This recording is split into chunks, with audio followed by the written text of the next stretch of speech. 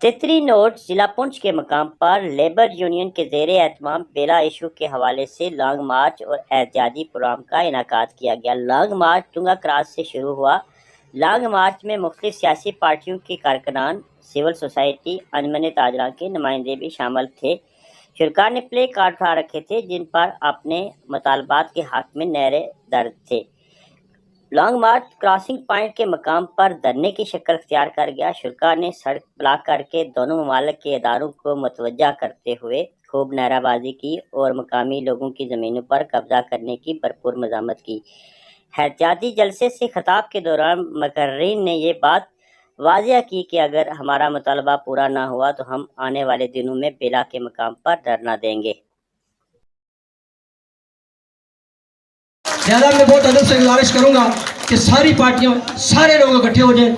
मेरे वाले साहब 70 साल की उम्र है उनकी, बहुत अदब से झुक के मैंने जुमे के बाद कहा वाले साहब ना चले। उन्होंने कहा मैं चलूंगा, मैं उधर धरने में बैठूंगा। मैंने कहा ठीक है। मैंने भाई से कहा गाड़ी लेके आए, तीनों भाई है, तीनों आए हुए हैं। मुल्क और मिल्लत के लिए अगर जान की कुर्बानी देनी पड़े हम देंगे, हम कभी पीछे नहीं है। मुझे इस बात की समझ नहीं आ रही है कि घर का मुआफ़िज़ ही घर लुटा दे तो मुआफ़िज़ किसका। ये जो हमारा बहुत खूबसूरत निचला एरिया है इस पे पाबंदी लग गई जी। फौज कहती है आगे ना जाएं, ये कहते हैं उधर ना जाएं, बस जाएं किधर, किधर जाएं।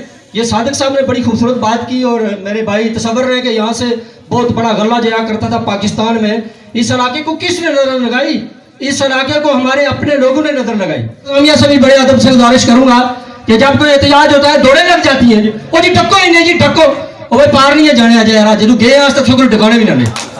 हमारे आप अजदाद ने कुर्बानियां दी है, हमारे इस खित्ते को आज़ाद, कश्मीर के इस खित्ते को हमारे आप अजदाद ने आज़ाद करवाया हुआ है। हम कोई बुज़दिल लोग नहीं है, न डरने वाले। ये गोली शोली रिश्ता मड़ा, ये कोई बात ही नहीं है। इतना ज़्यादा वक्त है लेकिन हमें इस नेज तक पहुँचाने के लिए हमारे सियासी लोग, हमारे इदारे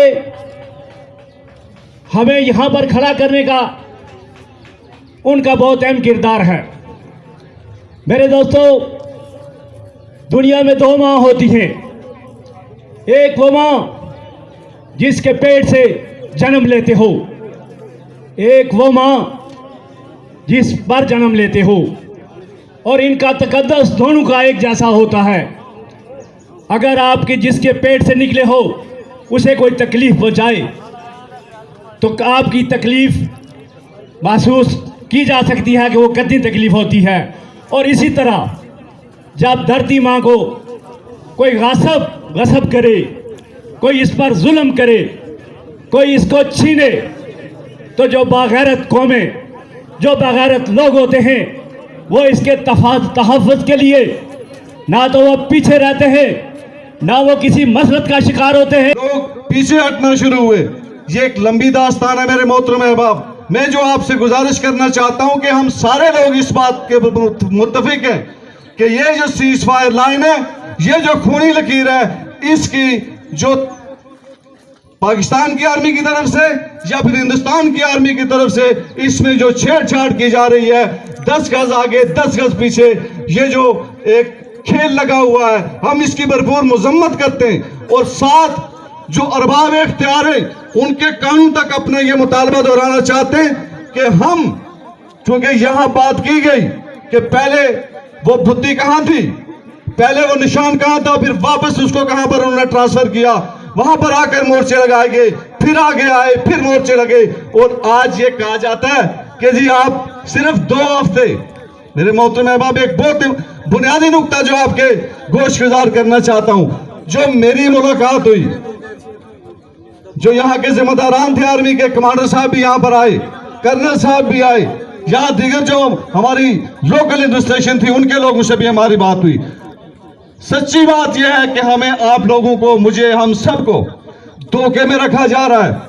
यहाँ जितनी भी यहाँ की फोर्सेस आई, जितने यूनिटें आई, उन्होंने, हर यूनिट ने अपने हिस्से का जो काम था वो किया है। किसी ने 10 गज दिया, किसी ने 20 गज दिया, किसी ने 50 गज दिया और किसी ने 100 गज दिया।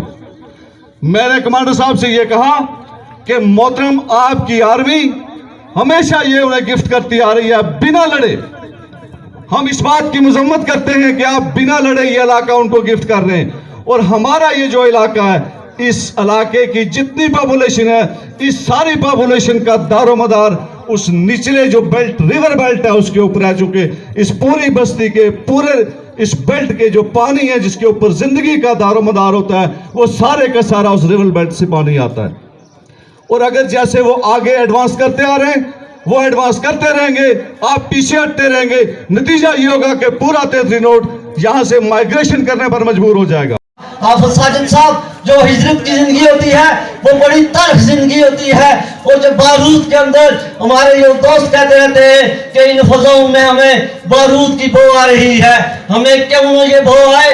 हमारे स्कूलों में किस तरह हमले किए गए, हमारे इन तालीमी इदारों को करती थी। आलमी तजारती मंडी हुआ करती थी 1947 में भी।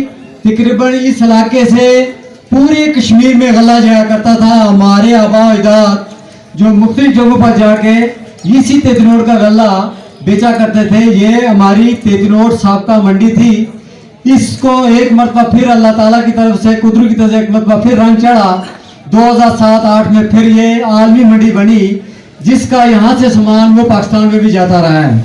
तो सामीन अज़ीज़ वग़ैरह, मैं गुजारिश करना चाहता हूँ, तकरीबन 20-25 साल पहले की बात है कि हिंदुस्तान की तरफ से एक आवाज़ आई कि ये जो हमारी गैर आबाद ज़मीनें हैं, इनकी तरफ वो जो नहर बंद की हुई थी, वो नहर निकाल के हमें दे रहे हैं।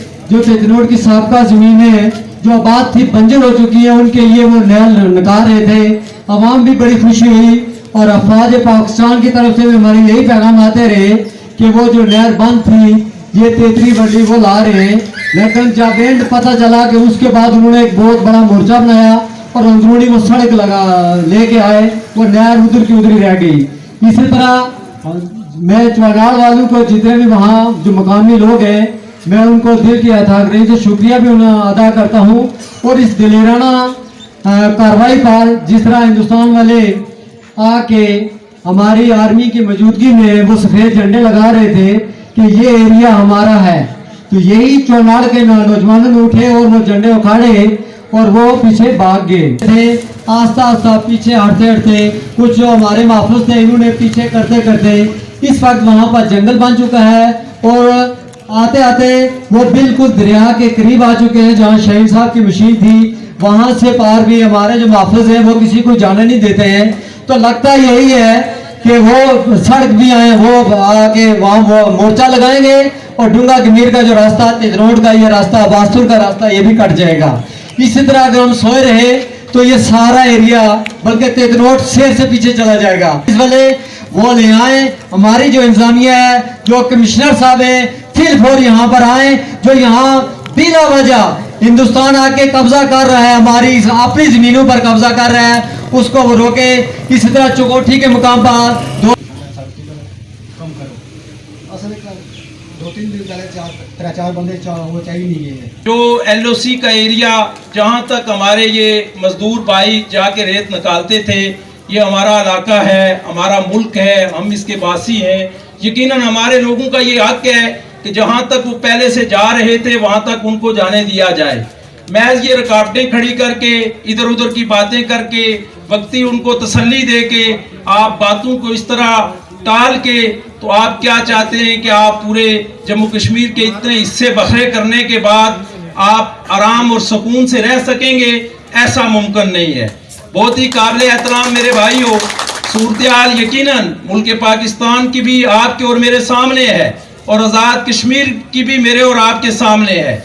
और अगर जिस तौर पे यहाँ लोगों के साथ ज्यादती और नाइंसाफ़ी हो रही है, इसी तौर पे बलूचिस्तान के अंदर भी लोगों के साथ ऐसे ही हो रहा था।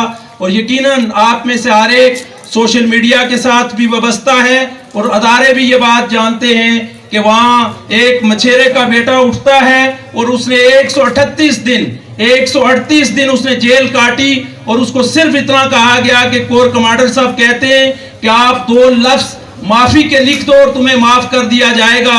और उसने सामने खड़े होकर ये बात कही कि इसी जेल से मेरा जनाजा उठेगा, लेकिन मैं अपने लोगों के हकूक के ऊपर कंप्रोमाइज नहीं करूंगा, माफी नहीं मांगूंगा। लेकिन उसने माफी नहीं मांगी।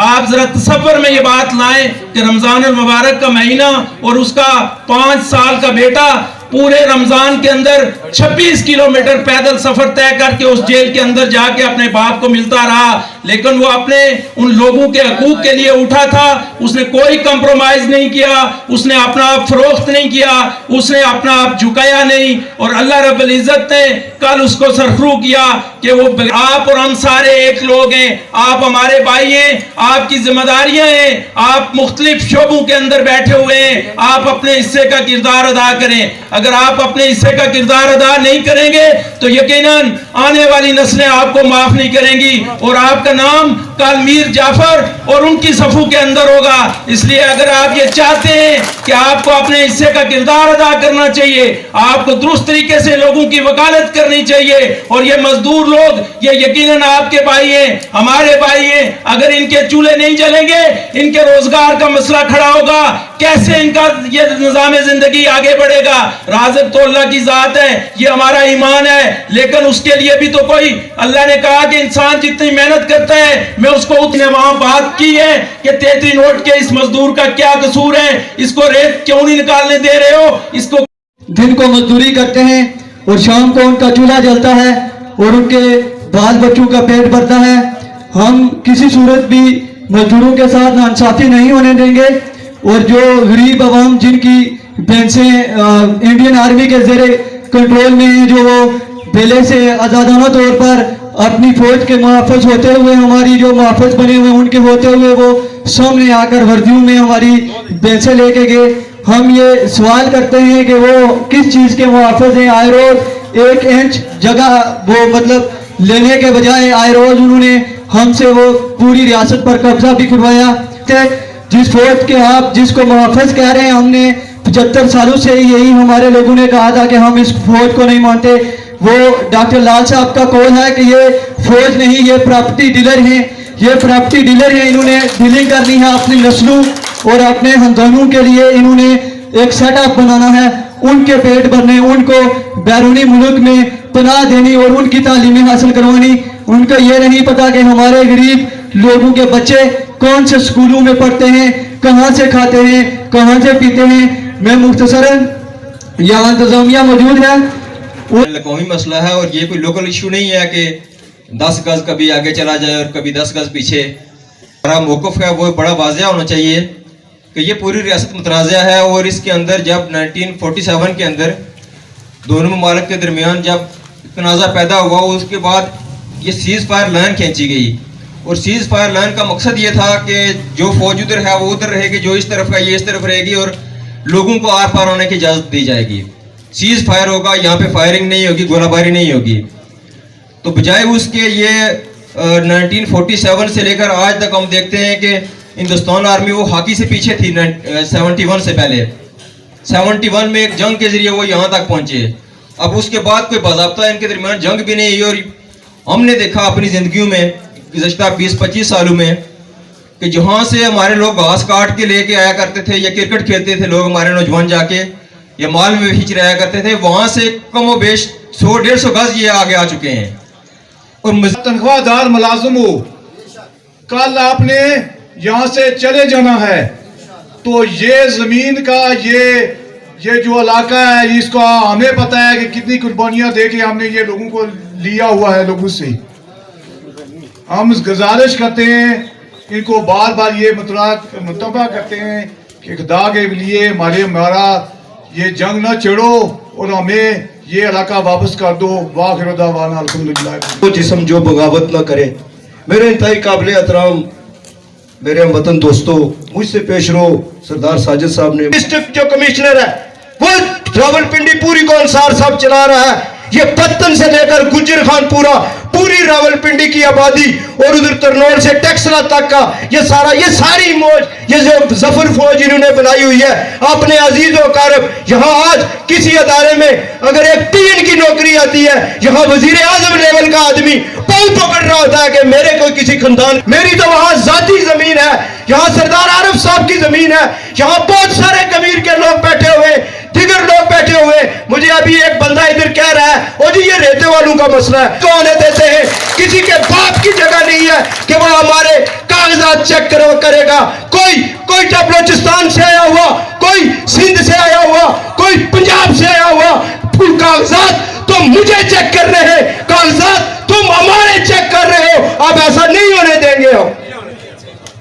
ये धरती मां है लोगों, हमारा मसला नहीं है। हमने तकारीर जो है तो हमें उन अपनी मदर ऑर्गेनाइजेशंस ने हमें ये ज़बानें दी हैं। हमारे पास फोरम्स मौजूद हैं, पत्रकार हैं। हम इस चौक में नहीं, हम नहात आजाद कश्मीर की पूरी चौकें और 84,471 मरबा मील पूरी रियासत में हमारा कोई ना कोई मजामतकार खड़ा होता है, या वह तकरीर कर रहा होता है, या वह जेल काट रहा